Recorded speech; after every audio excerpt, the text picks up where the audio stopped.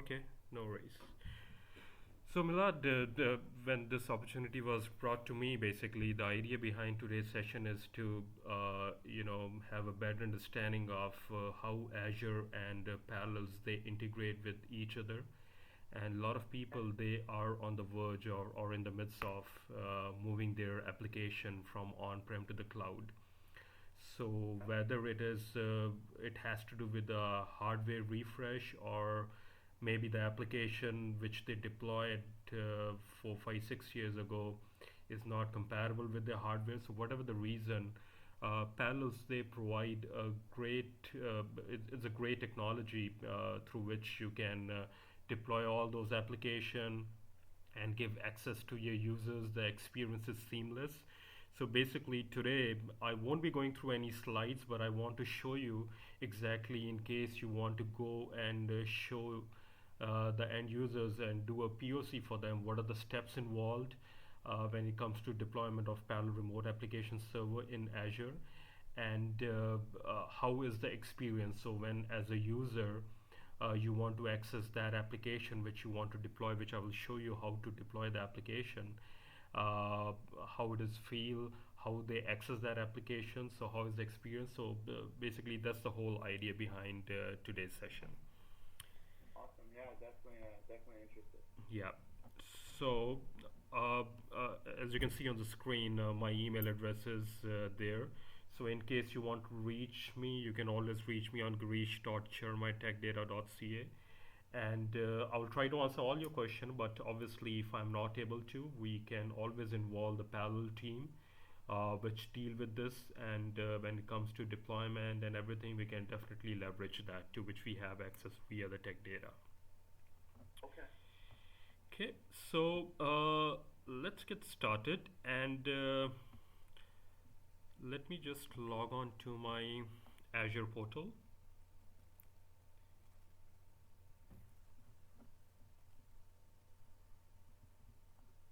You can see my screen, right? Yeah. Okay, perfect. So as you can see that I'm logged into my Azure subscription with my name Girish over here. So the first thing you want to do is when you log on, you'll see the Azure screen like this one. And the first step that you need to do when it comes to deployment of parallel remote application server is, as you can see on the left plate under new, you will go to the virtual machines. So I'll click on this one, and you see the plus add button. You will click on the add button, and in the search compute, so in Azure they have provided with a Join the conference. Hey. Hello. hello. There he is. Hi, Hi. welcome. So basically, in the marketplace, Azure has provided a lot of options, and Parallel is one of the vendor that they have integrated with. So what you have to do is that you just type in Parallel, and the first thing that will come up in the search is Parallel's remote application server. So we'll select this one, and as you can see that it gives you all the information, publisher, category, and I will grab this. And under deployment model, after 2014, I believe, Azure recommends that all the deployments should take place via the resource manager, because that's the new way of deployment of any services that you want. So before that, it was a classic model in which you have to manage the services, under different umbrella. But resource managers integrates everything, and it is recommended that you deploy all these services via the resource manager. And basically, as you can see that it doesn't even give me the option of the classic portal, so that is grayed out. Only resource manager is applicable. So I'll select and click on the create button, and over here in this new blade under basics, basically you need to provide the name of the virtual machines. So I will go through this one, and let's give a name, say parallel 101. And you need to make sure that the name is as per the Azure naming convention, and if it is not, you'll get a red cross sign, but in my case you get a green check mark. It means it's good. In the VM disk type, you can either choose HDD or SSD. Basically, as everybody's aware of, SSD is the flash drive, and for any application and any the one that Azure recommends to deploy all these applications is the solid state hard drive. But in case you want to do, you can always use the HDD, which is a regular spinning hard drive. But in my case, for this demo, I will select SSD, and here I'll give the name to manage the virtual machine, and I'll provide a password.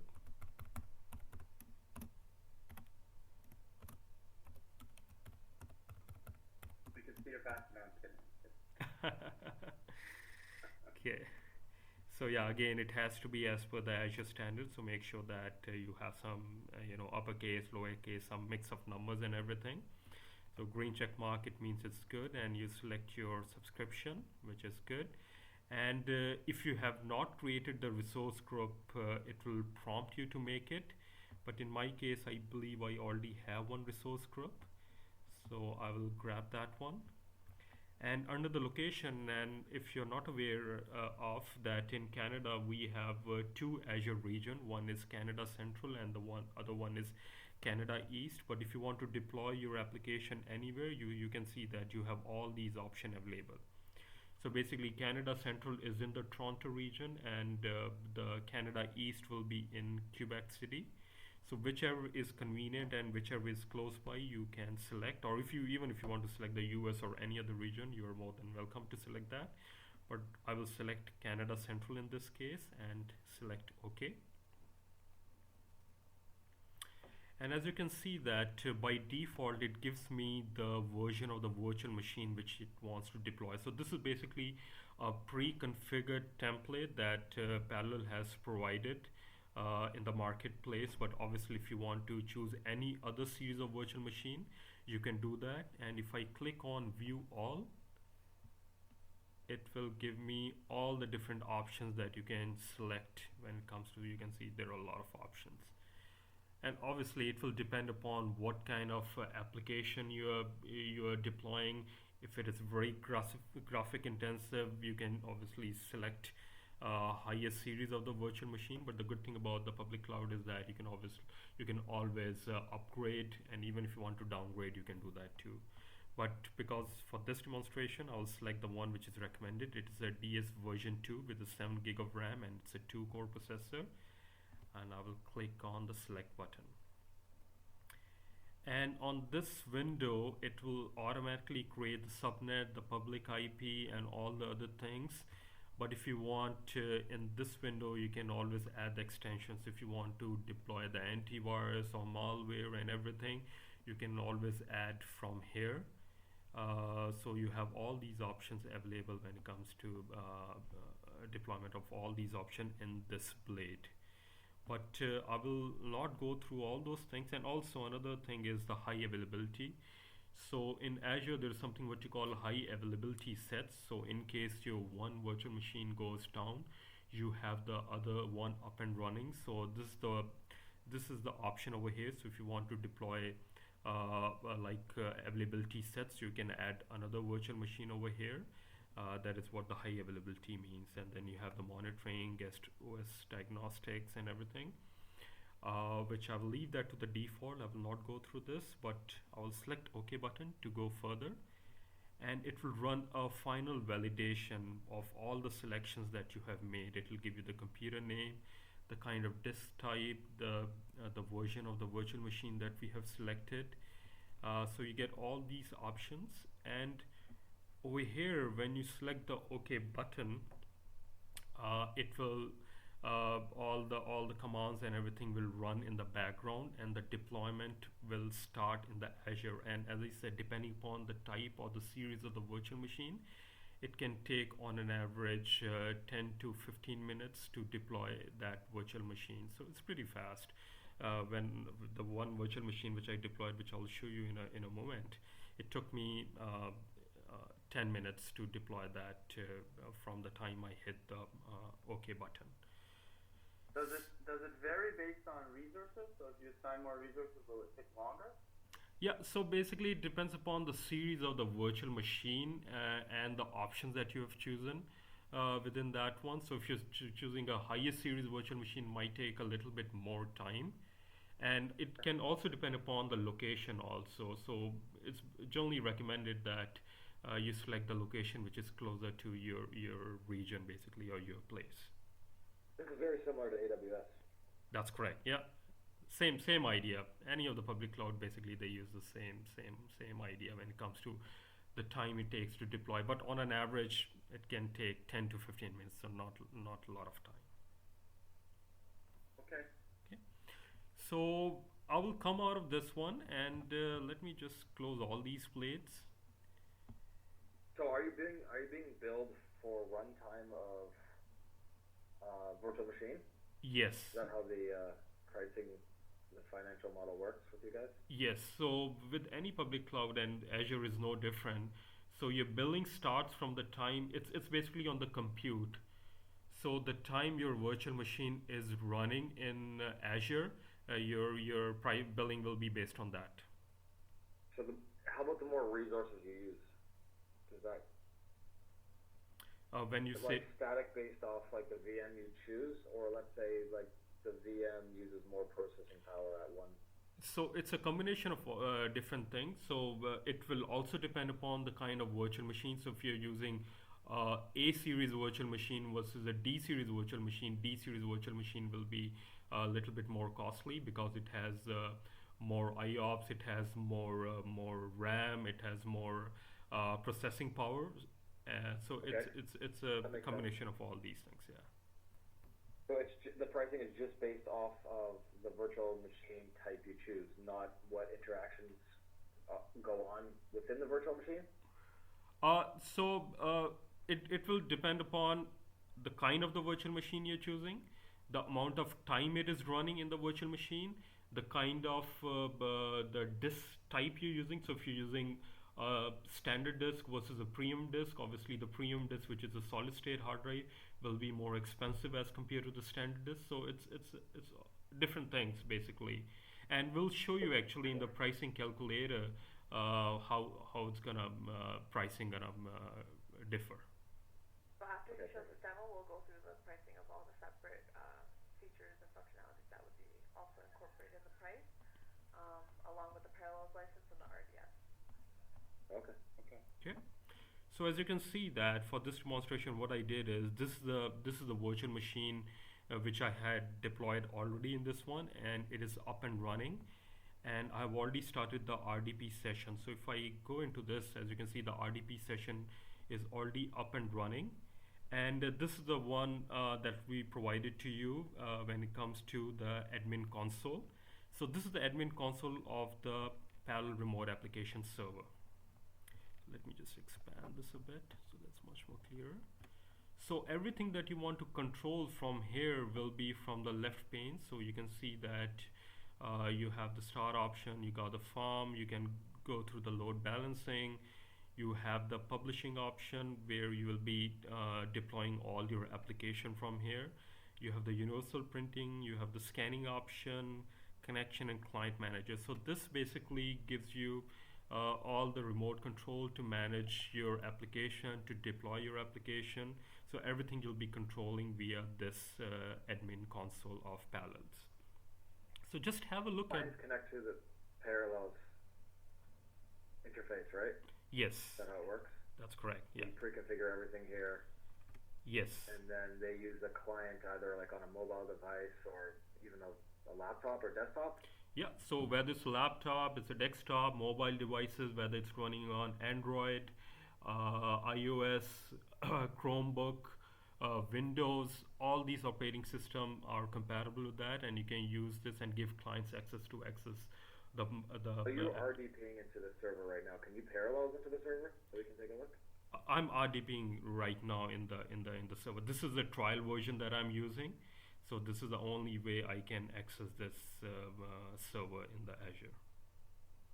Okay, but the ultimate goal is to have clients paralleling into the server, right? Using that protocol. Yeah, so you can have a VPN connection. With you can provide that to the clients if you want. You can also have, so if you have your domain on-prem, right? You can also use the AD sync, and you can populate all those credentials via the AD Active Directory domain too, and you can also domain join too. Okay. You So can can you give us a demo of how Parallels looks from a side? Yes, I'll show you that. Yeah. Okay. Right. So let's go to the publishing first, and let me show you how it is to publish an application. So I will highlight the publishing button on the console, and I will click on the add button, and I will pick application from here. And for this, I'll use the terminal server. And for this to demo to go through smooth, I will use the install application which are already there. And let me pick the Windows Store. So what I'll be doing is that I'll be publishing Windows Store, and select next, and it will give you the current settings and everything what I'm trying to publish, and click on next button. And as you can see that I got the successful notification that the application was published successfully, and click on the finish button, and let me apply this. Okay. So when it comes to accessing the application, let me just minimize this. So you can have it two ways. So one is the web interface way you can have it. So there is no client which is installed on the client's computer. Basically, it is all via the web interface. So let me just grab the IP address of this, and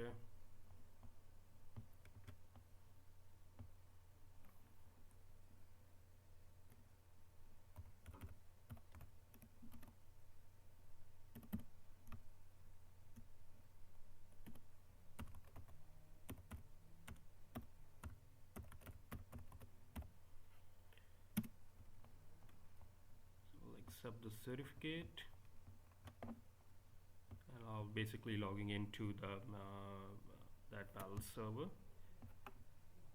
Let me give the username here.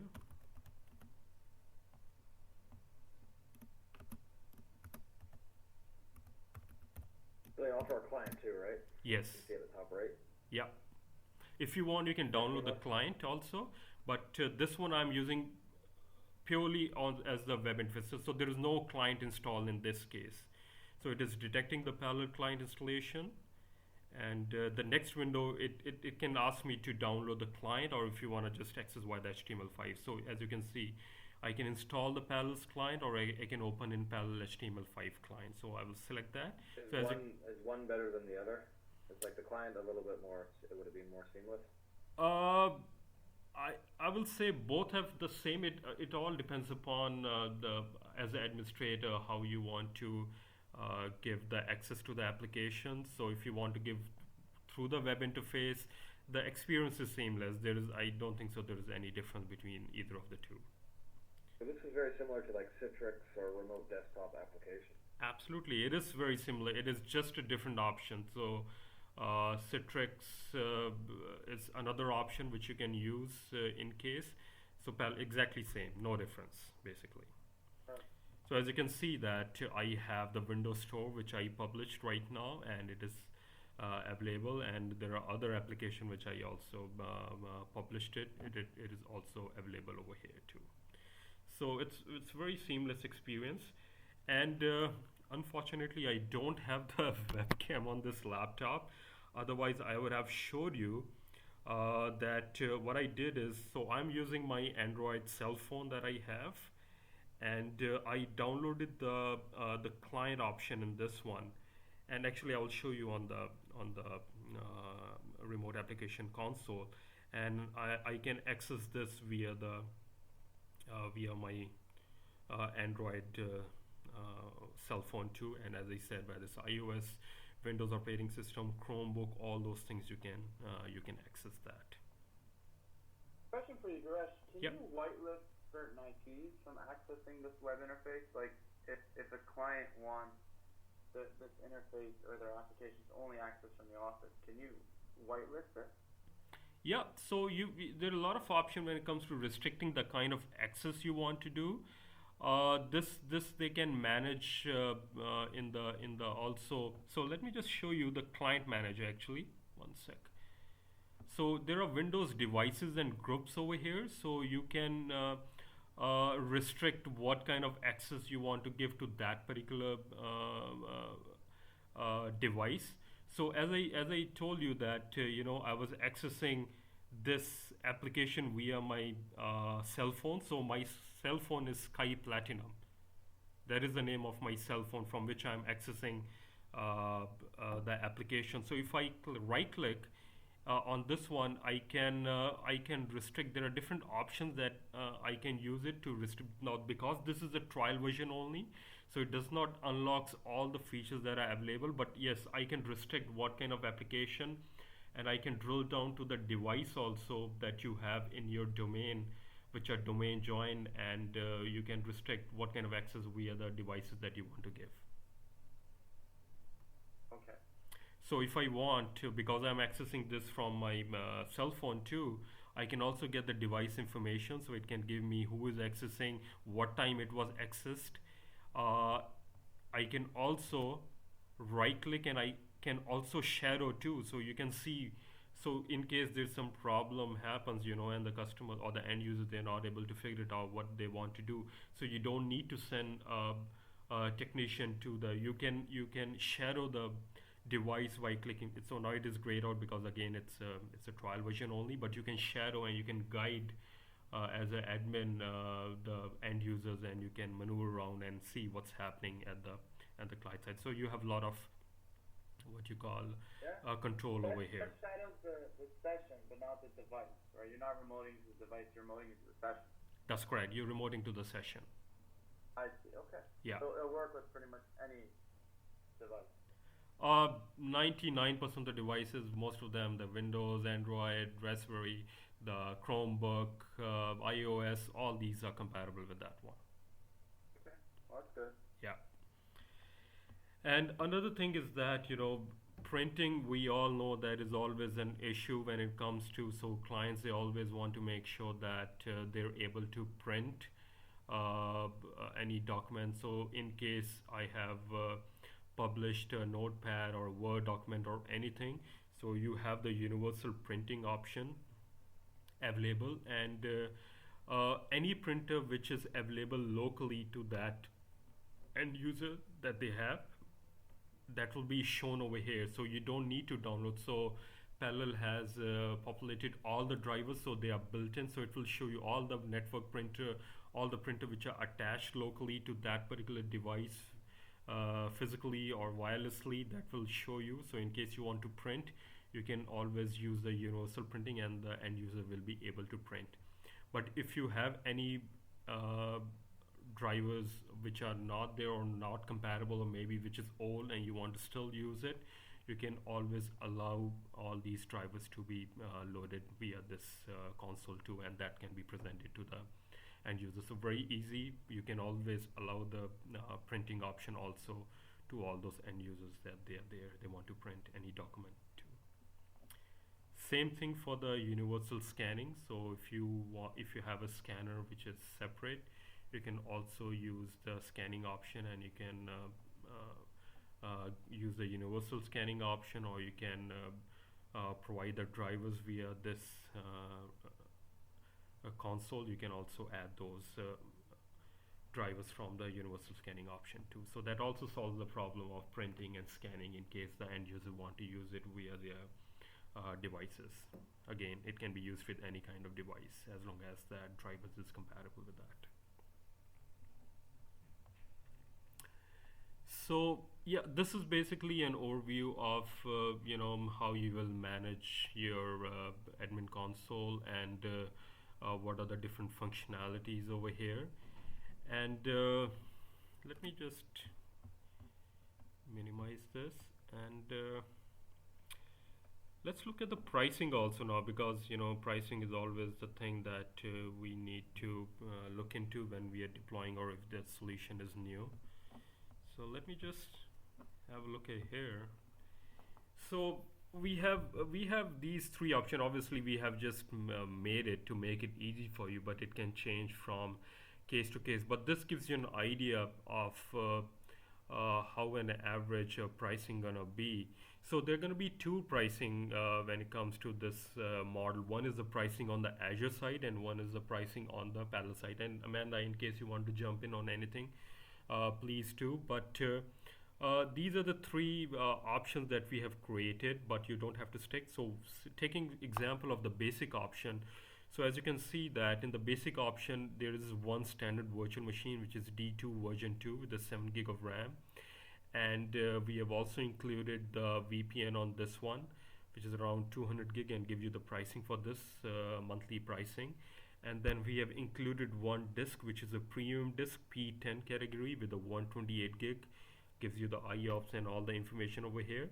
And we have also included the backup option, so it's a one instance, so basically one virtual machine that we are trying to back up with on an average of 200 gigs. So the billing is on an average gonna be 285.76 if we go with a basic option.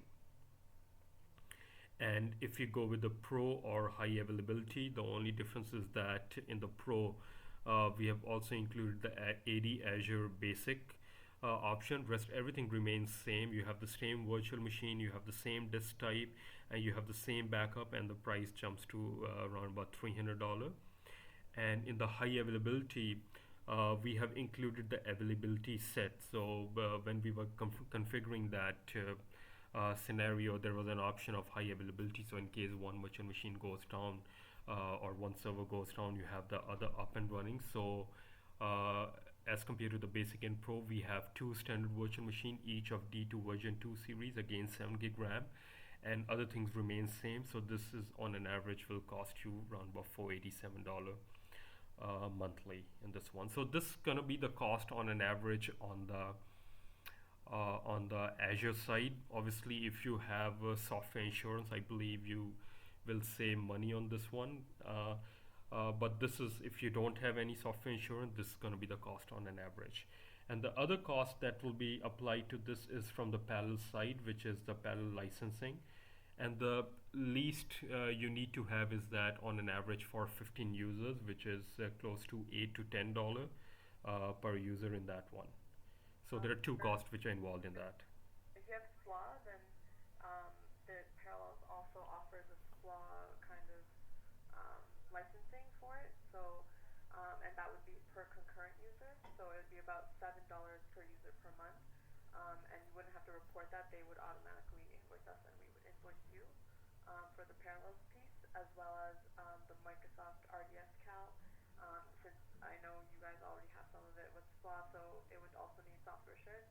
So you can also have that per user per month, like about, I think it was $5.60 or $6, something like that. So basically $13 for the Parallels part and the RDS per user. And then the rest would be off Azure, depending on if you need high availability, storage backup, and that would include like the VPN, the storage, and the VMs, obviously. So we still need to buy the virtual machine, so it's still the cost of the virtual machine, the VPN, and these P10 disks. Yeah, so that would like kind of cover a setting for like 30 users. Obviously you can make changes, but overall if you go based on the basic or pro type plan that we showed you here, then combined with the RDS license and the Parallels license, it would give you an overall of about $30 per user per month. Okay, so that's on And top that's of the price. providing, yeah, and that So that's gives on top of the price. like that's a total, like including like if you were to incorporate like the monthly Azure, but divide it into like per user kind of cost. Yeah, okay, so this is taking the entire cost of the pro and breaking it down per user with SPLA. Exactly, and then you would just get the complete RDS hosting in the cloud with security backup all built in, like a seamless application that you could use anywhere and on any device. Okay. Yeah. What about custom applications? Sorry, which one? What about users and custom applications? This is more of a techie question. What if we have like custom applications that need to be distributed through Parallels? Does the applications have to be supported themselves with Parallels, or like is there like a Yeah. Then we have to go through. Yeah, So what? so some of the obviously we can also deploy with the panel. You can also deploy the custom application, but yes, depending upon the kind of application that's the discussion we need to have. Is there any specific one that we are talking about, or Hmm, I don't know, Malad. What do you think? In terms of what our business applications for our clients, then like yeah, resumes and Yeah, so stuff. you have like business vision. We have like business vision, right? We have like PC law. right? We Okay. have Those are a resumes. We couple. have several. I mean, across different industries. But is the general consensus that you can essentially run any Windows application through this manager, or does it have to be supported? No, 90% of the application they can be run on the parallel, and it is no difference from the Citrix, very similar to that one.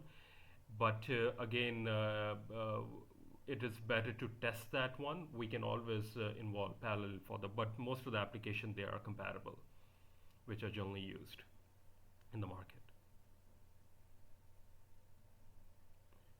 I see. And you'll find that Okay. it's a lot more cost effective than Citrix and just an easier interface and um, some some things that Citrix doesn't include. I believe they have a comparison chart. I'll find that and send more collateral to you guys. Um, they don't have the device management, so like the booting and the restarting, closing. They don't have that option in Citrix, as well as load balancing that requires additional investment with Citrix, whereas it's like already included with the parallels. So say I just have one user. Is that going to cost me $30 a month? Let's say contingent on like the pro model. Like let's say I just want one user to tap in. Is that going to cost me $30, or is there more because So this is more like spinning up a if pro it's like machine? 15 to 30 users, it would be more cost effective. If you're looking at one user, you'd still need to set up the pro environment in Azure, and then it would just be like the $6 for the RDS per month, and about $7 at most for the Parallels license per user. But you'd still have to have like the whole Azure set up for them. I think if I'm not wrong, maybe I think it is minimum is 15 users, I believe. Yeah, Yeah. so you'd still need to at least, but it would be concurrent, so you can offer it to like whichever user that would need it. Okay, so it only really works out to $30 a month if it's 15 users or more. Yeah. That's what you're saying. Right. All right. Okay. And if it's less, does that number go? And also another question in terms of volume. I mean, if collectively across all our clients, let's assume there's 200-300 seats. Does our total effective price go down? It No, would because you have still different be, instances, I think. yeah, it would still be like concurrent for the parallels piece, so you'd still have to cover whoever will be using it, like the maximum amount at one time. For the RDS and boost slot, it would have to be allocated to each user. And then the Azure, it really depends on what exactly you need to cover. It would be both post consumption, so you'd see that reflected in your invoice afterwards, depending on what series and how much space and all of that. Well, each client would have a different instance, from my understanding, right? So, So, okay. Well, Aaron, I think we'll take that conversation offline. So what? It's not as effective for the under 15 user clients, right? Mm-hmm. I see. Okay. How many like users generally do you see in like Across all of our clients, we're talking like, upwards to like 500, 600. So, um, and it's broken down. Like, some clients have 100 employees, some clients have 5. So we're just kind of figuring out where we could utilize this and how we could utilize this. Given that we're currently managing it all from our co-located facility currently. So that's that, and we kind of wanted to get the numbers to see what's potentially it's more cost effective.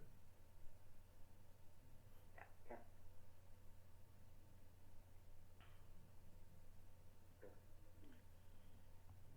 I believe like if you have Azure the internal use rights, I think you have access to that as well as a 30-day free trial. So if you want to kind of run that type of demo and set it up and see it from your end, you can definitely do that.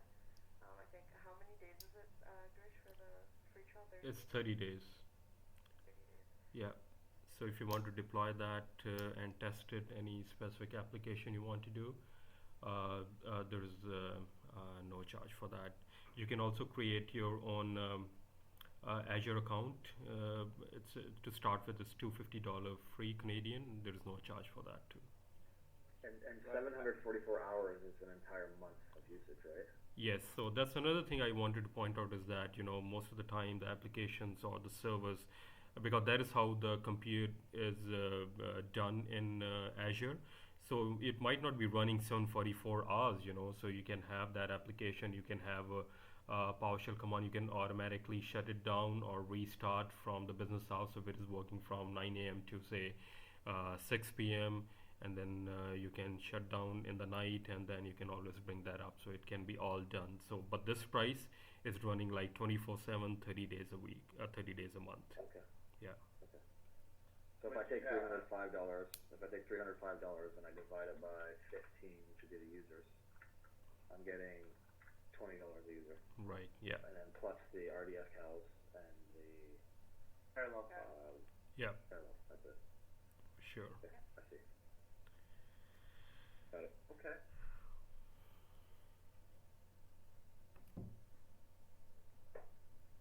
So what are you guys thinking about the solution for now? We'll have to bring it back and talk about it. There's definitely some clients we could use it for. We'll kind of go into that later.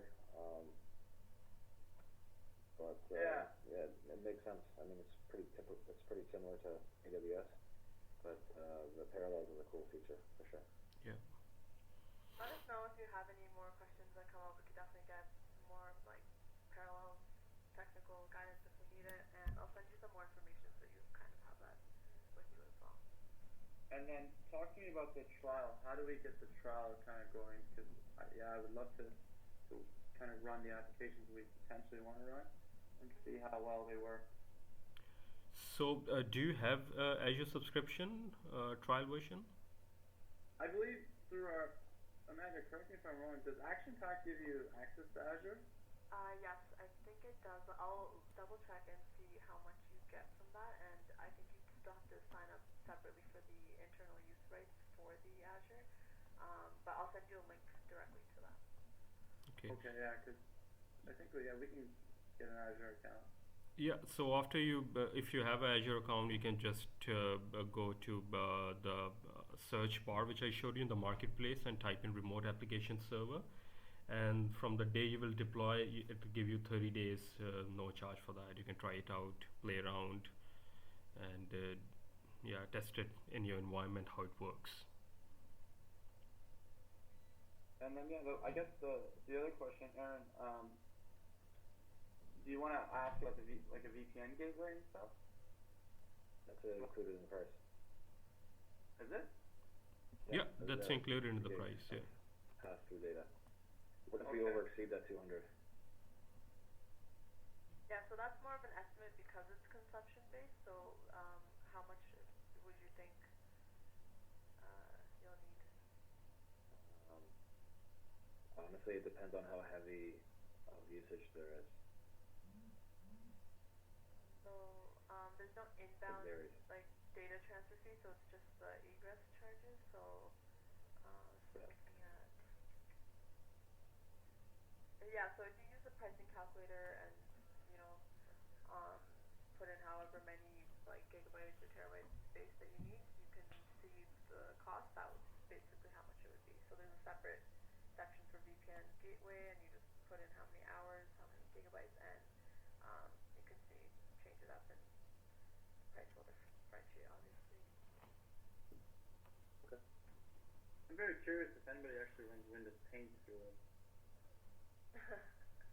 Yeah, it was like if we had the webcam, we could show you, and Girish could have doodled something for you. I don't think it's cost effective. How many people pay big bucks to run Windows Paint through this? There goes all our Azure consumption for the month. Yeah. That's funny. All right, cool. So I think we're gonna kind of take it to our drawing table, and we'll probably have a lot of questions.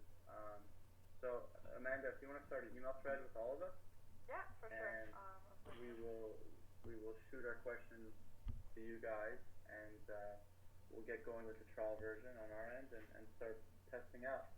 All right, sounds great. Yeah, that's good. All right, guys. Okay. Nice meeting everyone. Thank you very much. Thanks for your time. Yeah, Thank you, Garesh. Thank you. Bye bye. Okay. Have a good day.